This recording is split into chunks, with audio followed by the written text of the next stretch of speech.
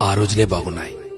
టెన్షన్లు, ఒత్తిళ్లు, డబ్బు సంపాదన ఇలా అతిగా ఆలోచనలు లేకుండా ఉన్నంతలో కుటుంబమంతా కలిసి ఆనందంగా గడిపిన ఆ రోజులే బాగున్నాయి. ఆదివారం ఆటలాడుతూ అన్నాన్ని మరచిన ఆ రోజులే బాగున్నాయి. మినరల్ వాటర్ గోల లేకుండా కుళాయి దగ్గర, బోరింగుల దగ్గర, బావుల దగ్గర నీళ్లు తాగిన ఆ రోజులే బాగున్నాయి.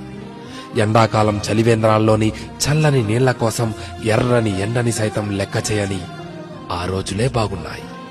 వందల కొద్దీ ఛానళ్లు లేకున్నా ఉన్న ఒక్క దూరదర్శన్లో శుక్రవారం చిత్రలహరి, ఆదివారం సినిమా కోసం వారమంతా ఎదురుచూసిన ఆ రోజులే బాగున్నాయి.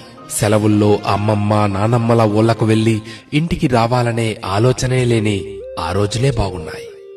ఏసీ కార్లు లేకున్నా ఎర్ర బస్సుల్లో కిటికీ పక్క సీట్లో నుండి ప్రకృతిని ఆస్వాదించిన ఆ రోజులే బాగున్నాయి. మొబైల్ డేటా గురించి ఆలోచించకుండా బర్త్డే డేట్ గురించి మాత్రమే ఆలోచిస్తూ చాక్లెట్లు పంచిన ఆ రోజులే బాగున్నాయి.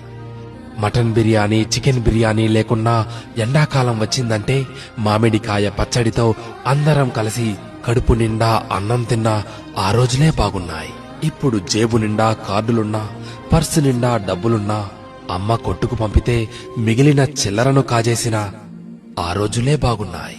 ఇప్పుడు చేతిలోని సెల్ నిండా గేములున్నా, ఆట స్థలంలో బ్యాట్ మార్చుకుంటూ ఒకే బ్యాట్తో క్రికెట్ ఆడినా ఆ రోజులే బాగున్నాయి. ఇప్పుడు బీరువా నిండా జీన్స్ ప్యాంట్స్, టీషర్ట్లు ఉన్నా 2-3 నిక్కర్లతో, కురచ షర్ట్లతో బడికి వెళ్లిన ఆ రోజులే బాగున్నాయి. ఇప్పుడు బేకరీల్లో కూల్ కేకులు తింటున్నా, 25 పైసల ఆశా జాకెట్లు తిన్నా ఆ రోజులే బాగున్నాయి. ఇప్పుడు రకరకాల ఐస్ క్రీంలు చల్లగా నోట్లో నానుతున్నా, నాన్నమ్మ, అమ్మమ్మల చీర కొంగు పైసలతో పొల్లైసు కొనుక్కు తిన్నా ఆ రోజులు ఎంతో బాగున్నాయి.